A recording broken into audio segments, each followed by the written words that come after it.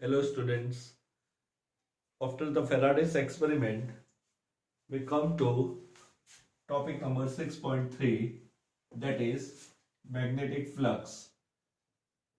Magnetic flux is defined similar to that of the electric flux, and as we know, the flux is the number of field lines passing through a area held in the magnetic field lines.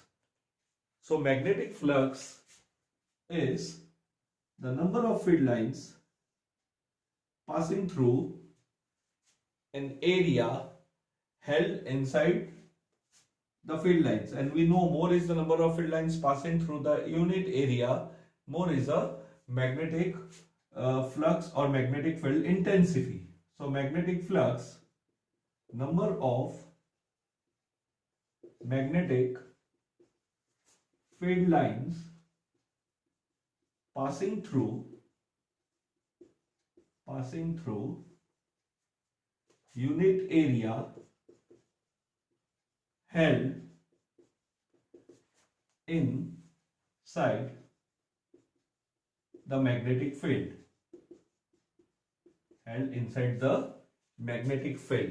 Now if we consider this as an area, then the area vector is normal to the surface. So we consider this surface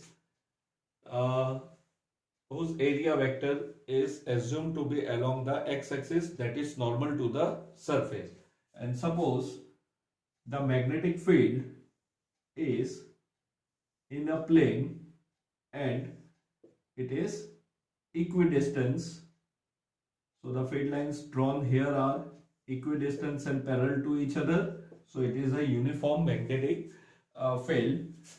Now this angle is angle theta, that is the theta is angle between B vector and A vector. Then the magnetic flux is defined as the formula B dot A, that is equal to BA cos theta. This is the formula provided the surface is held inside the magnetic field and theta is angle between the B vector and A vector.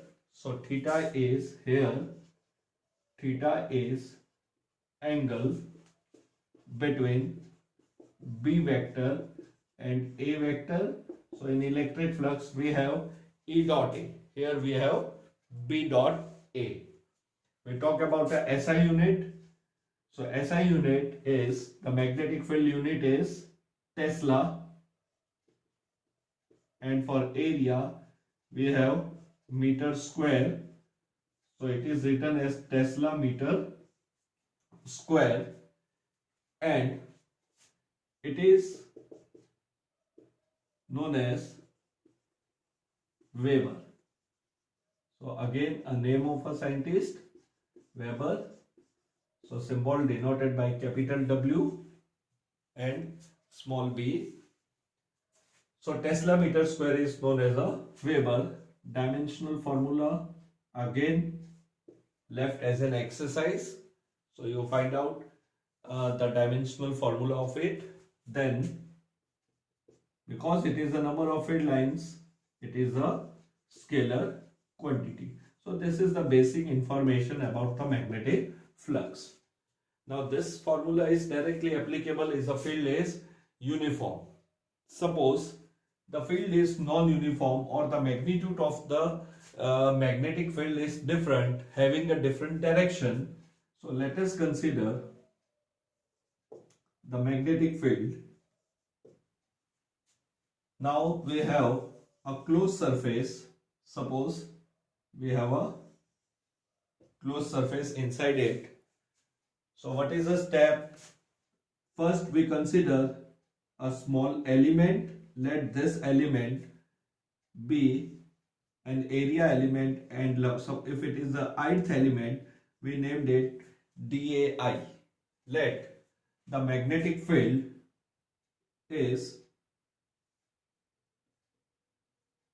dB vector, or because the magnitude is very small, sorry, the area element is very small, the field is assumed to be constant, so this will be the angle. So as we did in the chapter number 1, we consider a small element and we find out the flux linked with the small area element, and the total flux in this situation can be given as B1 dot dA1 vector plus B2 dot dA2 vector plus dash dash dash plus Bn dot dAn vector, provided the magnitude of the magnetic field intensity is different at each and every point. If it is same, then we can write B also. So this is assuming the magnetic field is different at different place. So let us take this as an I element.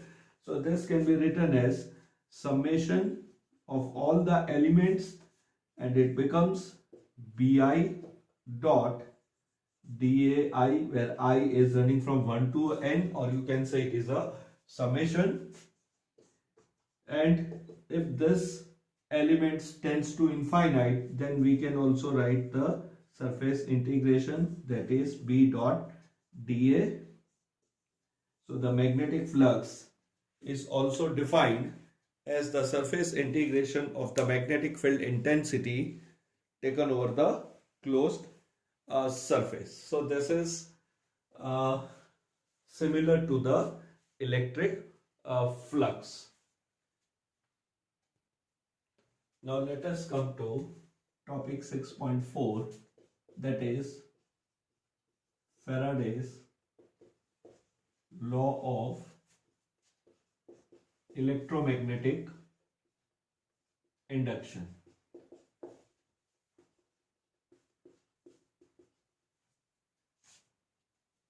Now we have seen that in the experiment of Faraday, the change in the magnetic field play an important role.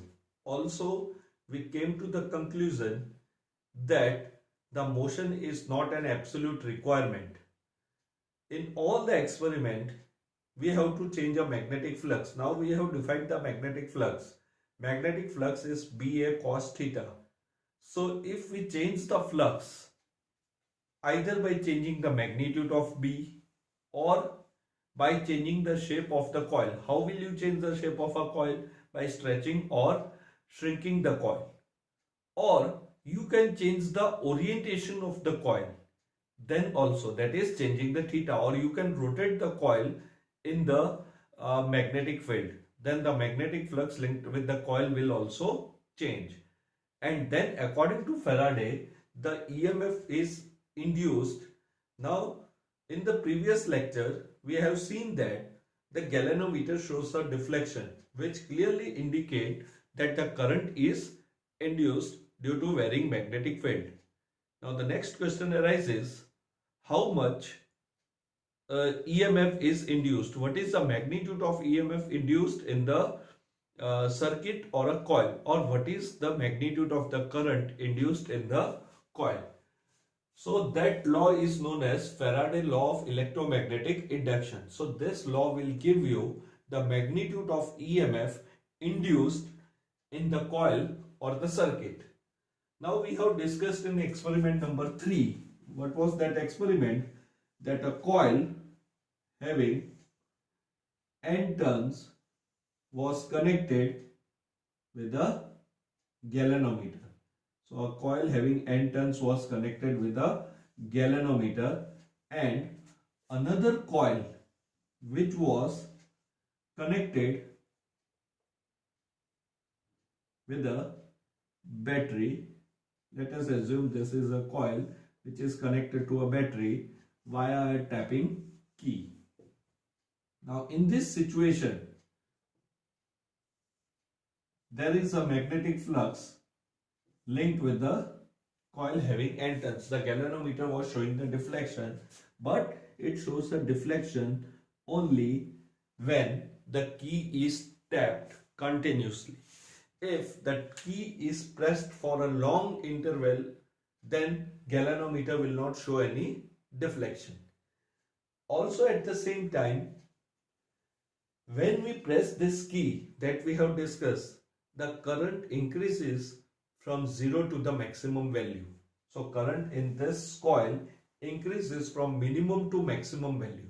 As a result, the magnetic field produced by the coil or the magnetic flux increases from 0 to the maximum value, and this change in the magnetic flux is linked with the coil, and the galvanometer shows a deflection. Now when we release a key, the current again reduces from maximum to minimum. Thereby the flux also decreases from maximum to minimum. So galvanometer again shows a deflection but in opposite direction. So in both the cases, when the key is pressed or the key is released, the galvanometer is showing a deflection indicating the reversal of the current. But by doing so, we are actually changing the magnetic flux linked with the coil. So when we do this tapping in coil C2, the magnetic flux linked with the coil C1 increases or decreases, and we see the current or EMF is induced. So what the Faraday says? So according to Faraday, now what is the law? So according to Faraday, the magnitude of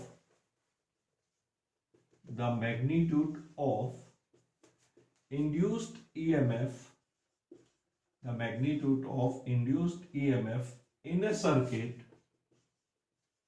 or a coil is equal to time rate of change of magnetic flux through the circuit, linked with the circuit or linked through the circuit or coil. So this is a Faraday law.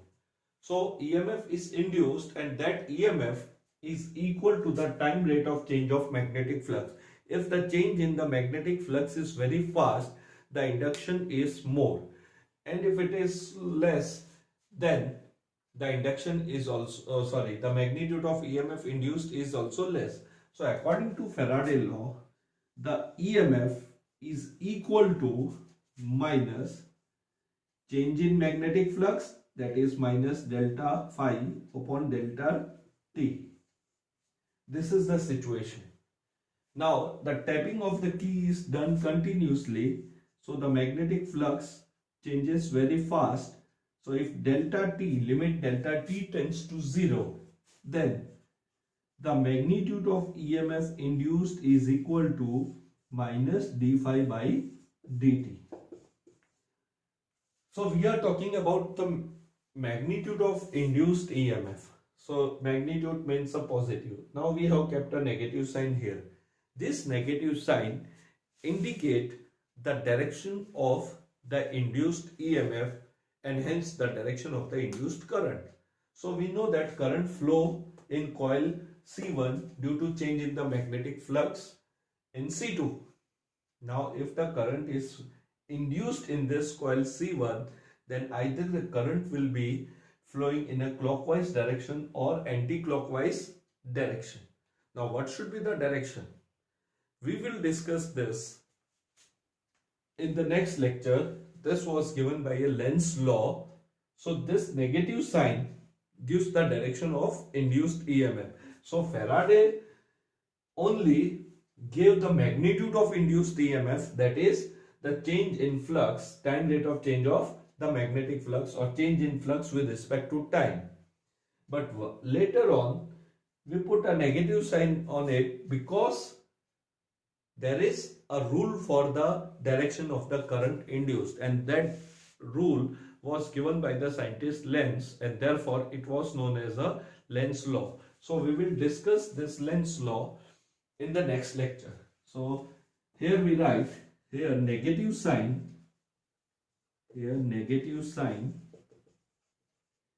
indicates direction of induced EMF or induced current. Or we can also say the negative sign is due to the Lenz's law. So negative sign is due to Lenz's law. So we will discuss this Lenz's law in the coming lecture. So this is the magnet induced EMF linked with one coil. If the coil have n turns, so the EMF induced or current flowing in each coil or each ring will be same, and therefore the induction becomes n times or induced current becomes n times. So if the coil consists of n turns, if the coil consists of n turns, then the total EMF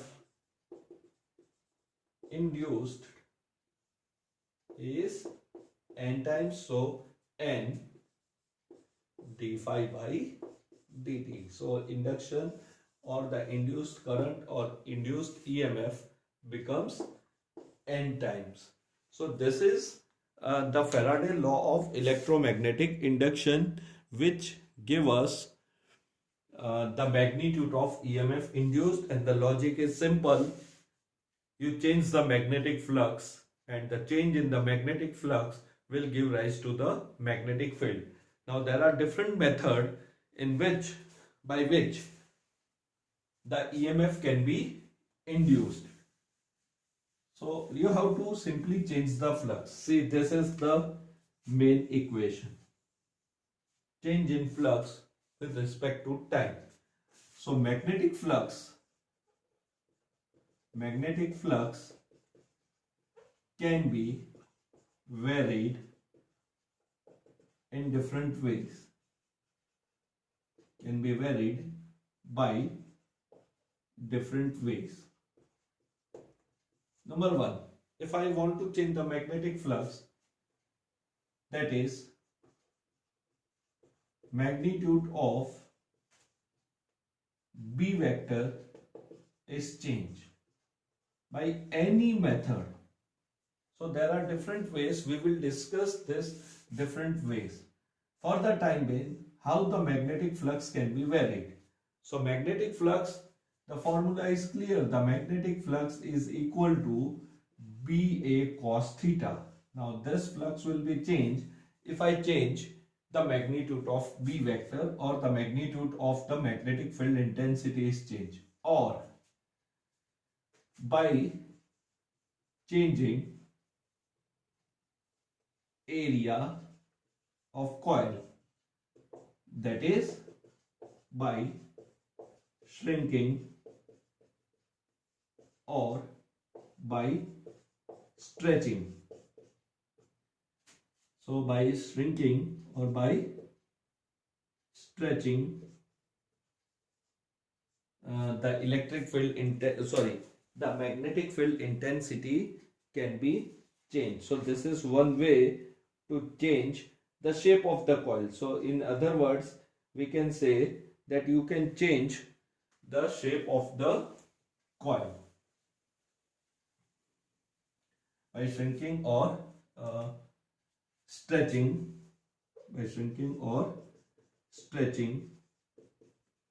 the coil, that is by changing the area of the coil or shape. Also you can say third, by changing the orientation, of coil, that is by changing theta, and theta is angle between B vector and A vector. So in the coming lecture we will see different ways how you will change the magnetic flux. Different experiments are there to change the magnetic flux, but in any of these experiments, either we will be changing the magnitude of B. So instead of a uniform magnetic field, you place a coil in non-uniform magnetic field. So non-uniform magnetic field means the field is changing at each and every point or continuously. Then also the flux will change. Or you can change the shape of the coil by any mean, and the most easy way is by changing the orientation of the coil. So clearly, if I rotate a coil in the magnetic field, then the magnetic flux will change. And remember, the change in flux with respect to time is responsible for the induction of EMF or an induced current. Now let us see examples. Example 1, that is a basic conceptual. I am reading the question as well as the answer. There are different ways which we have already discussed in our previous lecture. Now the question is, question 1, consider experiment 6.2. So if you remember, in your experiment number 2, we have one coil was connected with a galvanometer and other coil was connected with a battery, and the coil 2 or 1 coil was moved towards the other coil. So it is given a reference in the question that you consider experiment number 2. What would you do to obtain a large deflection in the galvanometer? So there are different ways. One way we have discussed in the last lecture, that we will insert a rod in the coil. So the first is use a rod made up of soft iron inside the coil. Second is use a powerful battery, because if the current in one of the coil is more, the magnetic flux will be more, and when you move that the coil, the magnetic flux will be more or less. And third is move the arrangement rapidly towards the test coil C1. So that is, we discussed about the velocity. More is the velocity, more is the magnetic flux linked with the coil. More fast or slow the flux will be linked. So that is about the velocity indirectly. Then second part is, how would you demonstrate the presence of an induced current in the absence of the galvanometer? So galvanometer was connected just to detect the presence of electric current. Now the question is, we don't have a galvanometer. So the option is, you connect a small bulb and check it whether it glow or it does not glow. So the bulb should be very small. So replace a galvanometer by a small bulb, the kind one find in a small torch light or a small light LED we use for a night lamp. So you can do that also. Come to question number 6.2. Now these are the numericals related with Faraday law. That is, we did only two formula. One is a magnetic flux that we know from chapter 1, similar to chapter 1 electric flux, and now Faraday law, which is the change in the magnetic flux. So the question is, a square loop of side 10 centimeter. So we have a square loop of length 10 centimeter, that can be written as 0.1 meter. So centimeter converted into meter, and a resistance 0.5 ohm. So R is equal to 0.5 ohm, is placed vertically in the east-west plane. So see the orientation of the square loop. It is oriented in east-west plane vertically. So let us draw a square loop.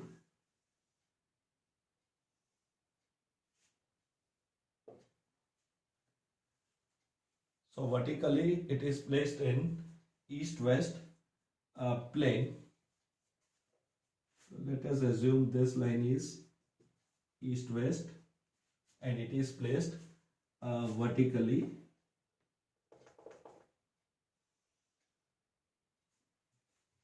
then a uniform magnetic field of 0.1 Tesla is set up across a plane in the northeast direction. So if I consider this as east-west direction, then this should be the north-south direction. So magnetic field is set up in the northeast direction. So let us take this as a northeast direction.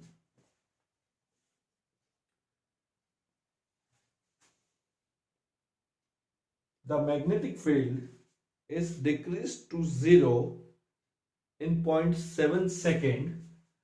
So we have a time interval delta t is equal to 0.7 second at a steady rate. So the magnetic field is decreased from maximum to minimum. It is given the magnetic field is decreased to 0. So this is your initial field. Let us name this field as B1. So final field becomes 0 Tesla. Determine the magnitude of EMF induced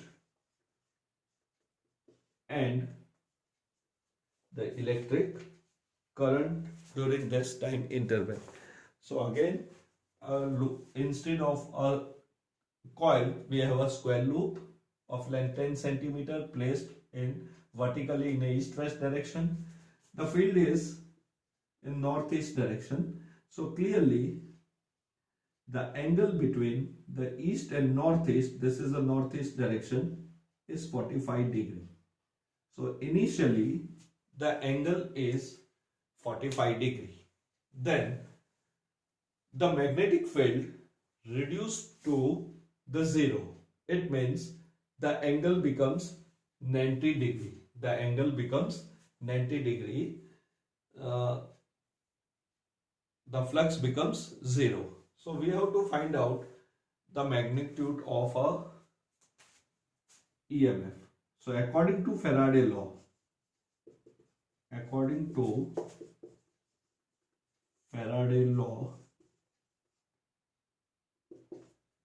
the magnitude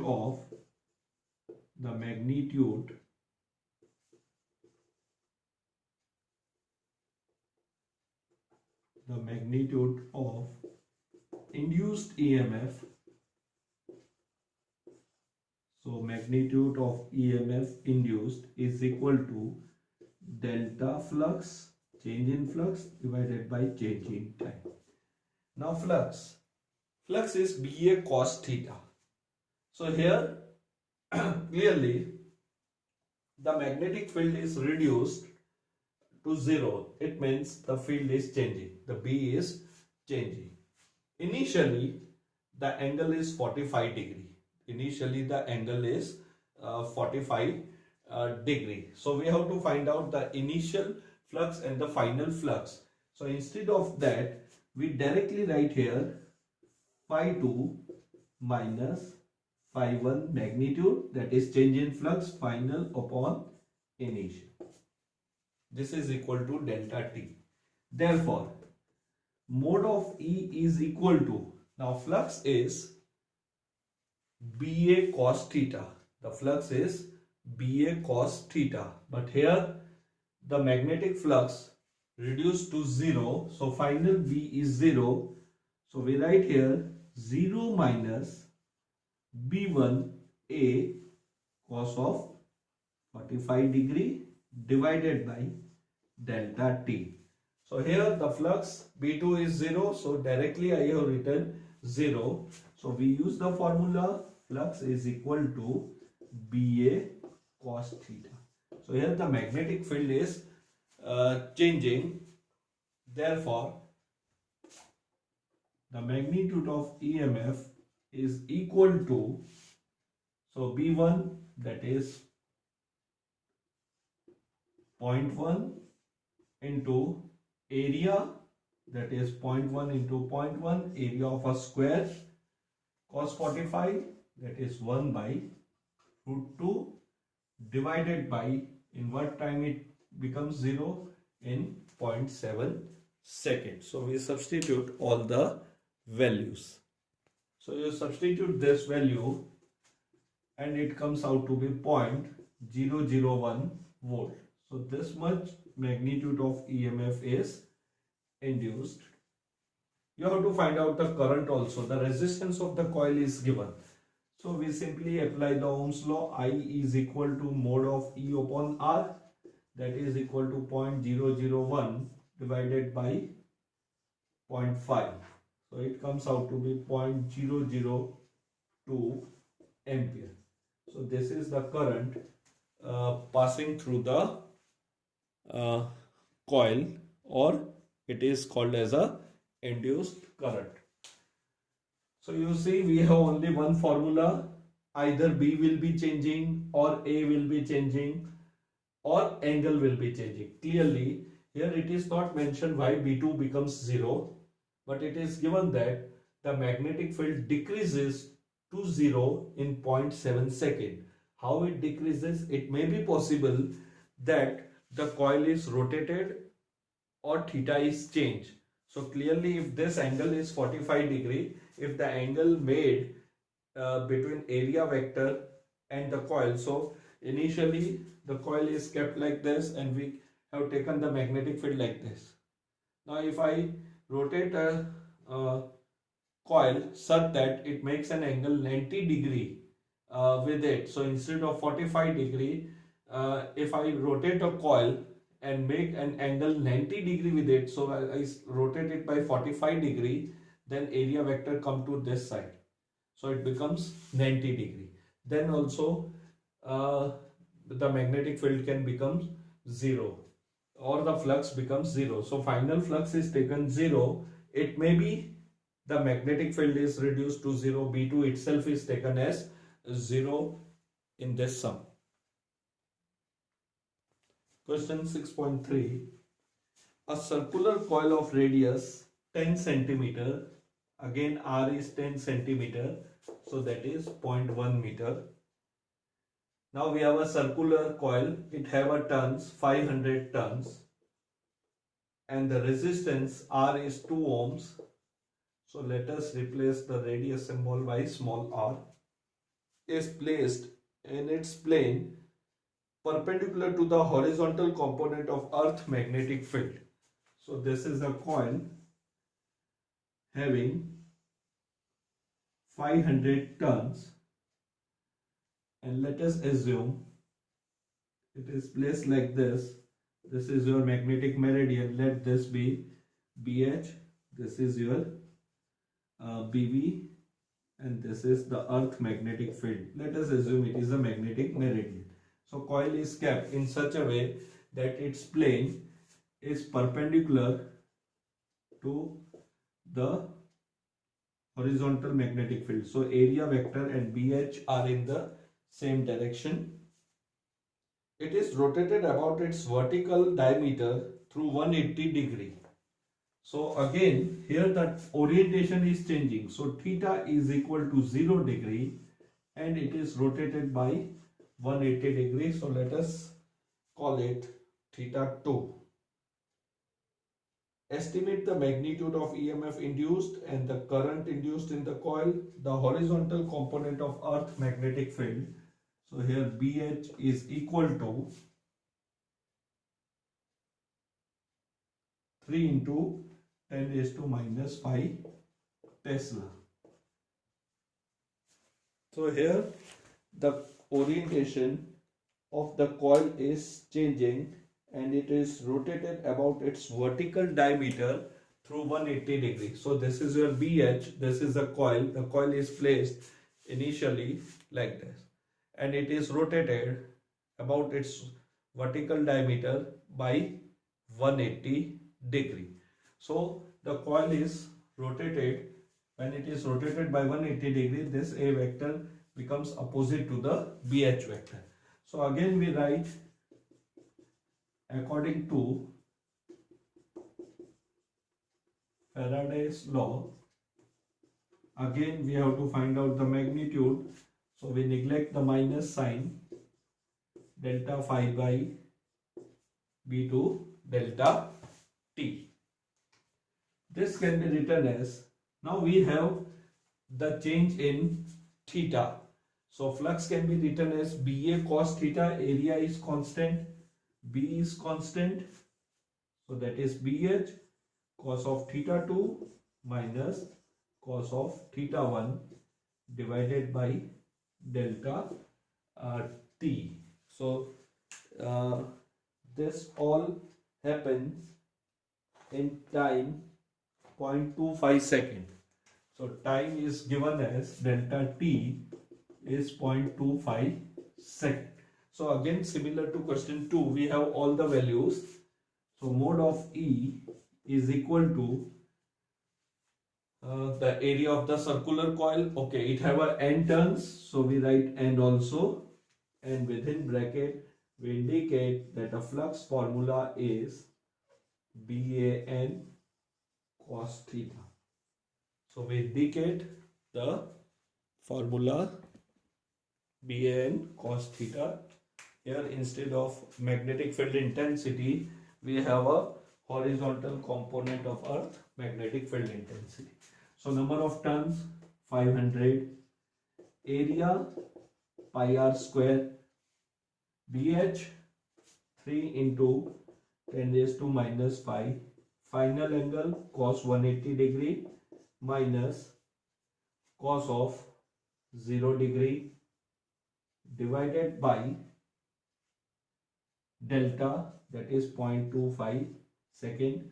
Again, all this is the magnitude. So this is magnitude sign. This is equal to 500 into 3, 1500 into pi r square into 10 raised to minus 5. We have a mode sign.